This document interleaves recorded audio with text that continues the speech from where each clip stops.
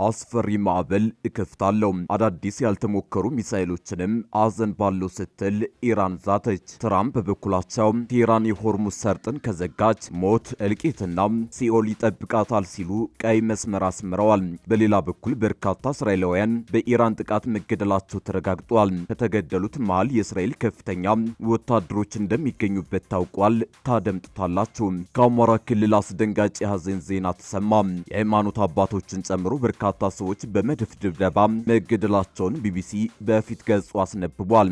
ዓለምና ሚዲያዎች ትኩረታቸውን በመካከለኛው ምስራቅ ላይ ቢያደርጉም ከአማራ ክልሉ ውጊያ የሚሰሙ መረጃዎች ግን እጅጉን አስደንጋጭ ሆነዋል። በዛሬው ዕለት በአንድ ታላቅ ገዳም ላይ የከባድ መሳሪያ ድብደባ ተፈጽሞ የሃይማኖት አባቶች መገደላቸው ተሰምቷል። በአብይ ጾም የተፈጸመው ይህ ጥቃት እጅጉን አሳዛኝ ሆኗል። እንመለስበታለን። የተፈራው ደረሰ። የመካከለኛው ምስራቅ ጦርነት ሌላ መዘዝ ይዞ መጥቷል። ጦርነቱ በፍጥነት ወደ አፍሪካ ቀንድ እየተዛመተ መሆኑ ታውቋል። እዚህ መሃል ደግሞ ኢትዮጵያ በኢራን ጦርነት ውስጥ ገባችበት ወይ ያስባለ መረጃ ወጥቷል።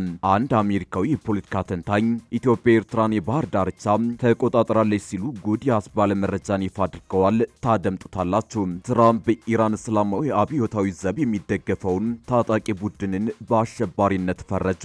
ፕሬዝዳንቱ በሱዳን የሚንቀሳቀሰውን የሙስሊም ወንድማማቾች ቡድን በአሸባሪነት ፈርጀዋል። ለአሜሪካ ስጋት ነው ብለው ለሚያስቡት ሁሉ ወደ ኋላ የማይሉት ሞገደኛው ትራምፕ እርምጃ መውሰዳቸውን ቀጥለዋል።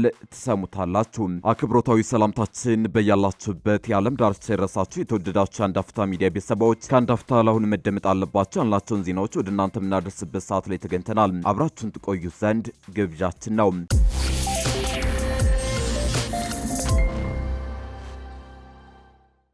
አስፈሪ ማዕበል እከፍታለሁ፣ አዳዲስ ያልተሞከሩ ሚሳኤሎችንም አዘን ባለው ስትል ኢራን ዛተች። ትራምፕ በበኩላቸው ቴህራን የሆርሙዝ ሰርጥን ከዘጋች ሞት እልቂትና ሲኦል ይጠብቃታል ሲሉ ቀይ መስመር አስምረዋል። ሌላ በኩል በርካታ እስራኤላውያን በኢራን ጥቃት መገደላቸው ተረጋግጧል። ከተገደሉት መሃል የእስራኤል ከፍተኛ ወታደሮች እንደሚገኙበት ታውቋል።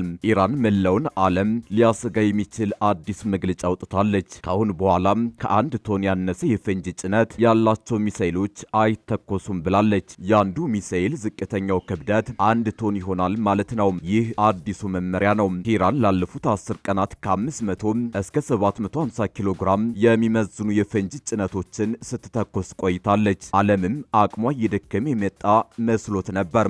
የሚሳኤሎቹ ብዛት ከመጀመሪያው ቀን 350 በ8ኛው ቀን ወደ 15 ዝቅ ብሎ ነበር። ነገር ግን አቅሟ እየደከመ አልነበረም ይላሉ ወታደራዊ ባለሙያዎች። ይልቁንም ጥናትና ምርምር እያደረገች እንደነበር ይጠቅሳሉ። 10 ቀናት የትኞቹ ሚሳኤሎች እንደሚከሽፉ ስታጠና ቆይታለች የሚሉት ወታደራዊ ባለሙያዎች ለ10 ቀናት የፓትሪዮት ራዳሮችን መለያ ምልክት እንደለየች ጠቁመዋል። በተጨማሪም በእነዚህ ቀናት የአሜሪካን የመከላከያ ስርዓት ክፍተቶች ስትቃይ ቆይታለች። በወታደራዊ ቋንቋ በተኩስ የሚደረግ ቅኝት አካሂዳለች። አሁን ሙከራዋን ጨርሳለች።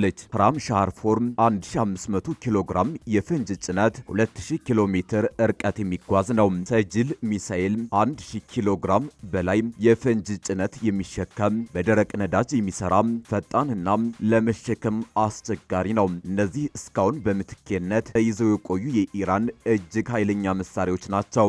የክብደቱ መጨመርና ሚሳኤሉ ወደ ምድር የሚመለስበት ፍጥነት መጨመር የመክሸፍ ዕድሉ ዝቅተኛ እንዲሆን ያደርገዋል። የ1 ቶን ፈንጂ ጭነት ከፍተኛ ኢላማን የመምታት ጥበብ አያስፈልገውም። የፍንዳታው ስፋት በቂ ነው።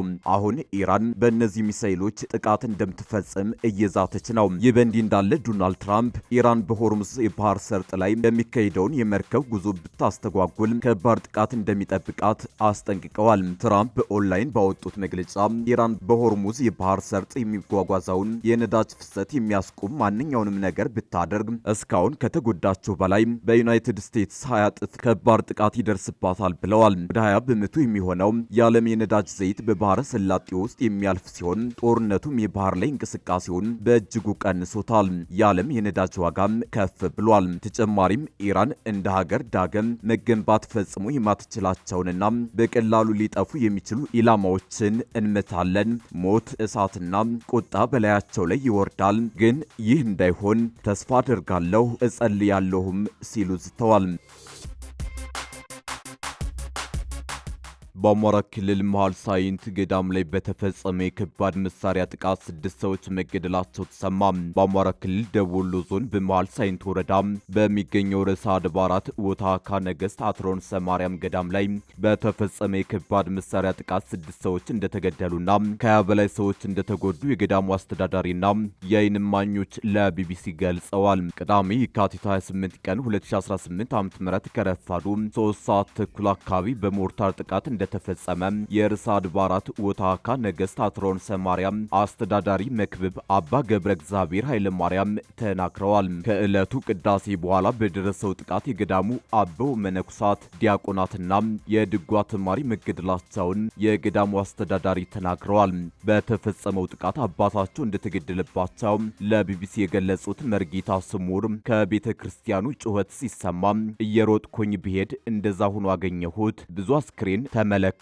አስክሬኖቹን አንስቼ ለቤተሰቦቻቸው ሰጠሁ ብለዋል። የገዳሙ አስተዳዳሪ በበኩላቸው የገዳሙ መርጌታ የድጓ አድራሽና በዕለቱ ለሙት ዓመት መታሰቢያ መባ ይዘው ወደ ገዳሙ የሄዱ አዛውንት ሴት እግራቸውና እጃቸው እንደተቆረጠ የተናገሩ ሲሆን የደብሩ ጥበቃ ደግሞ ዓይናቸውንና እግራቸውን እንዳጡ አስረድተዋል። በተጨማሪም የመሳሪያ ፍንጣሪ የመታቸው 21 ሰዎች መቁሰላቸውን አስተዳዳሪው ገልጸዋል። በወረዳው በሚገኙ እንዲሁም ደሴ ከተማ ባሉ ሆስፒታሎች ሕክምና ላይ እንደሚገኙ አክለዋል። ከቅዳሴ በኋላ የቤተ ክርስቲያኑ አገልጋዮች ለመባ በተሰባሰቡበት ወቅት ጥቃቱ እንደተፈጸመና የአካል ጉዳት የደረሰባቸውም ካህናት፣ መነኩሳት፣ የአብነት ተማሪዎችና ዲያቆናት እንደሆኑ ተናግረዋል።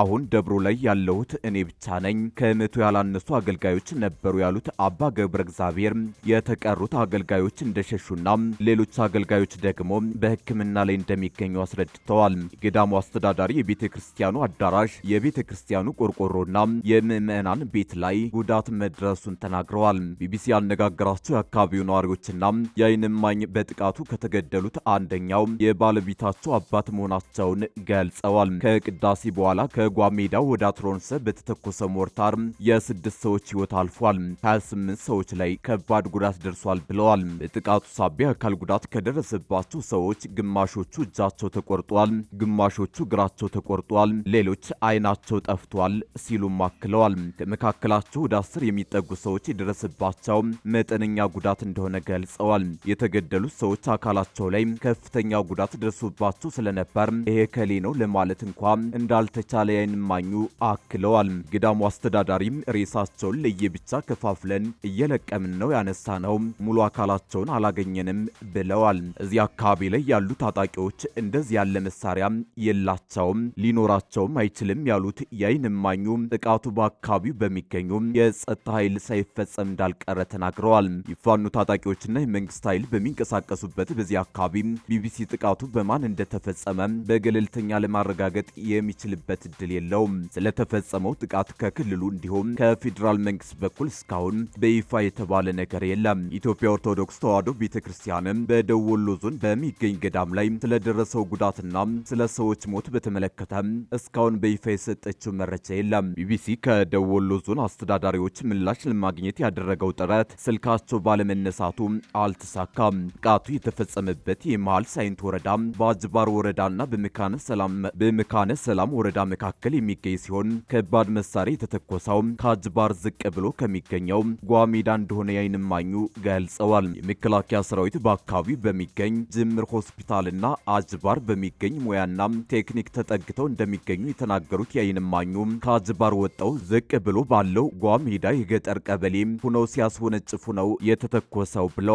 የገዳሙ አስተዳዳሪም የጦር መሳሪያው የወረዳው ከአጅባር ነው በማለት ገልጸዋል። ጥቃቱ ሲፈጸም በቦታው የነበሩት የገዳሙ አስተዳዳሪ መክብብ አባ ገብረ እግዚአብሔር 3 መሳሪያ ተወረወረ፣ አንደኛው ከኛ በታች አምባ ስር አረፈ፣ ሁለተኛው አልፎ ሄደ፣ ሶስተኛው ደብሩ ላይ አረፈ ብለዋል። በተፈጸመው ጥቃት የተገደሉት መክብብ አባ ሞገስ ፍሳም የደብሩ ቀዳሽ፣ ዲያቆን ከናፈ እርግብ አንዳርጌ የዕለቱ ቀዳሽ፣ እማሆይ ድንቂ ታከለ የደብሩ አቃቢ፣ ዲያቆን በለጠ አስቻለው የዕለቱ ቀዳሽ፣ ዲያቆን በአማን ገብረ ማርያም የድጓ ተማሪና ዲያቆን አይመረ መርሻ የዕለቱ ቀዳሽ መሆናቸውን ለቢቢሲ ተናግረዋል። ከተገደሉት መካከል የሶስቱ የቀብር ስነ ስርዓት የካቲት 29 ቀን 2018 ዓ.ም እዚያው ገዳሙ ውስጥ ተከናውኗል። ጥቃቱ ለምን እንደተፈጸመ የምናውቀው ነገር የለም ያሉት የገዳሙ አስተዳዳሪ የከባድ መሳሪያ መጦ ሲጨፈጭፈን አየን እንጂ ለኢትዮጵያና ለዓለም መጸለያችንንና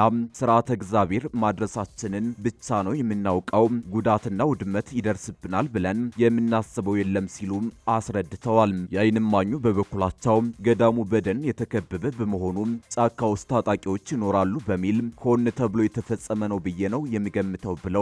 ቅዳሜ የካቲት 28 ቀን 2018 ዓ.ም ጥቃቱ ከተፈጸመ አንስቶ በመሃል ሳይንት አካባቢ በተከታታይ ሲተኮስ ነበር ሲሉ አክለዋል። ከዚህን ቀደም በደቡብ ወሎ ዞን መሃል ሳይንት ወረዳ ህዳር 30 ቀን 2016 ዓ.ም በተፈጸመ ሁለት የድሮን ጥቃቶች በርካታ ሰዎች መገደላቸውን ነዋሪዎች ለቢቢሲ መናገራቸው ይታወሳል። በዞኑ ልዩ ስማቸው መሳለሚያና ቀይ ዋሻ በተባሉ አካባቢዎች ላይ በተፈጸሙ የድሮን ጥቃቶች የተገደሉት ሰዎች በተመለከተ ትክክለኛ አሃዝ ለማወቅ ባይቻልም የሟቾች ቁጥር 40 እንደሚደርስ ቢቢሲ ያነጋገራቸው 5 የአካባቢው ነዋሪዎች ገልጸውም ነበር። የተፈራው ደረሰ። የመካከለኛው ምስራቅ ጦርነት ሌላ መዘዝ ይዞ መጥቷል።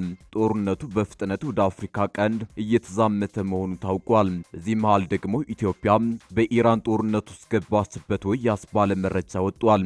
አንድ አሜሪካዊ የፖለቲካ ተንታኝ ኢትዮጵያ ኤርትራን የባህር ዳርቻ ተቆጣጥራለች ሲሉ ጉድ ያስባለ መረጃን ይፋ አድርገዋል።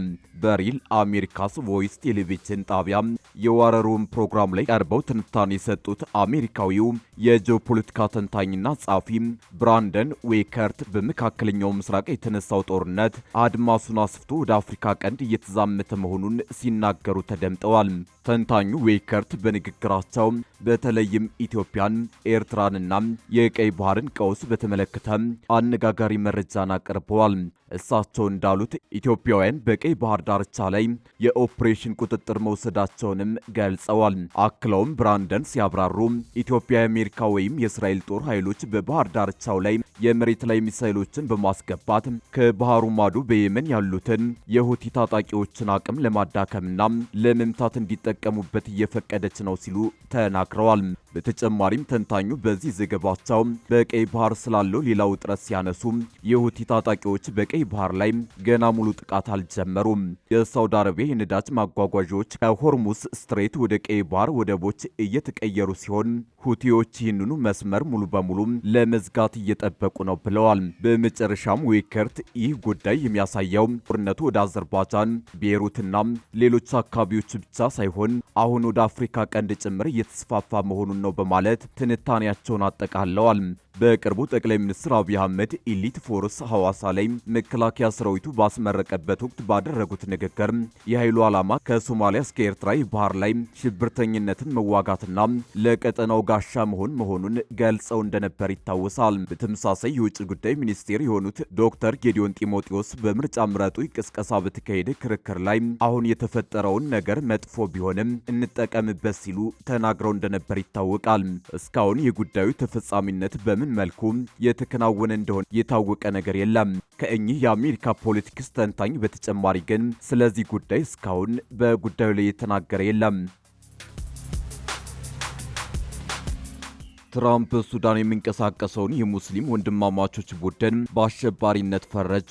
ለአሜሪካ ስጋት ነው ብሎ ለሚያስቡት ሁሉ ወደ ኋላ የማይሉት ሞገደኛው ትራምፕ ታጣቂ ቡድኑን በአሸባሪነት ፈርጀዋል። በኢራኑ ጦርነት በኃይለኛው የተወጠሩት ትራምፕ በአንድ እጃቸው ቴህራንን እየደበደቡ በሌላኛው እጃቸው ደግሞ ሱዳን ላይ ጫናቸውን እያሳረፉ ነው።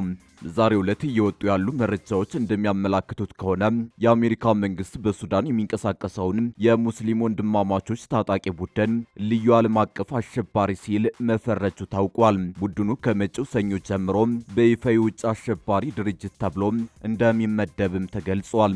እንደ አሜሪካ የውጭ ጉዳይ ሚኒስቴር መግለጫ ይህ ታጣቂ ቡድን በኢራን እስላማዊ አብዮታዊ ዘብ የሚደገፍና የሰለጠነ ሲሆን በሱዳን ሲቪሎች ላይ ከፍተኛ የጅምላ ግድያና ግፎችን በመፈጸም ይከሰሳል። የአሜሪካ የውጭ ጉዳይ ሚኒስትር ማርክ ሩቢዮ ውሳኔውን አስመልክተው በሰጡት መግለጫ የኢራን አገዛዝና እነዚህ የሱዳን የሙስሊም ወንድማማቾች ቡድኖች በሽብርተኝነት ተግባር ላይ ለመሰማራት የሚያስፈልጋቸውን የገንዘብና የቁሳቁስ ሀብት እንዳያገኙ ለማድረግ በእጃችን ያሉትን መሳሪያዎች ሁሉ መጠቀማችንን እንቀጥላለን ብለዋል። ይህ የአሜሪካ ውሳኔ ቡድኑ በዓለም አቀፍ ደረጃ ያለውን የገንዘብ ዝውውርና ድጋፍ ለማገድ ያለመ ሲሆን በሱዳንና በአካባቢው ባለው የጸጥታ ሁኔታ ላይ ከፍተኛ ተጽዕኖ ይኖረዋል ተብሎ ይጠበቃል። አሜሪካ ግብፅን ጨምሮ በተለያዩ ሀገራት የሚንቀሳቀሰውን የሙስሊም ወንድማማቾች ቡድን እንቅስቃሴ በአሸባሪነት በተከታታይ እየፈረጀች ነው። ባለፉት ጥቂት ወራት የአሜሪካ የውጭ ጉዳይ ሚኒስቴር የሙስሊም ወንድማማቾች ቡድን የሊባኖስ የዮርዳኖስና የግብፅ ቅርንጫፎች ላይ የሽብርተኝነት ፍረጃ መጣሉ ይታወሳል። የውሳኔው ዝርዝር በፕሬዚዳንት ዶናልድ ትራምፕ አስተዳደር የወጣውን ኤግዚኩቲቭ ኦርደር 14362 ተከትሎ በተወሰደው በዚህ እርምጃ የአሜሪካ የውጭ ጉዳይ መስሪያ ቤት የሊባኖሱን የሙስሊም ወንድማማቾች ቡድን የውጭ ሀገር የሽብር ድርጅትና ልዩ ዓለም አቀፍ አሸባሪ በሚል ፈርጆታል። የቡድኑ መሪ የሆኑት ሙሐመድ ፋውዚ ታኮሽ በተመሳሳይ በሽብርተኝነት መዝገብ ውስጥ ተካተዋል። ይህ እርምጃ በአሜሪካ ላይ ስጋት የሚፈጥሩ የሙስሊም ወንድማማቾች ቡድን ቅርንጫፎችን አቅምና እንቅስቃሴ ለማዳከም በፕሬዝዳንት ዶናልድ ትራምፕ የተያዘው ቁርጠኝነት የመጀመሪያው ምዕራፍ መሆኑ ተመላክቷል።